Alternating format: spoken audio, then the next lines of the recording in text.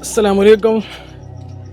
देखें जी, राशन की डिस्ट्रीब्यूशन का काम जारी है, लेकिन एक एक डोर स्टेप के ऊपर पहुंचाना पड़ रहा है और ये किन तंग गलियों से जो है वो गुजर के जाना पड़ रहा है। एक एक जगह पे या तो रास्ते में पत्थर हैं या फिर इस तरह की गलियां, और ये भी पहाड़ी हिस्सों के ऊपर है। तो वॉलंटियर्स की बड़ी तादाद में ज़रूरत है, वॉलंटियर्स की दुआओं की ज़रूरत है और कंट्रीब्यूशंस की ज़रूरत है। अभी एक भाई मुझे मिले, वो कह रहे हैं कि ऊपर पहाड़ों पे अभी तक राशन नहीं पहुंचा।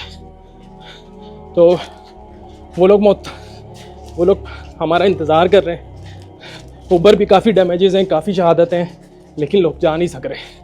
तो जो लोग ताउन करना चाहते हैं ज़रूर करें इन लोगों के साथ। जज़ाकल्लाह। अस्सलाम वालेकुम।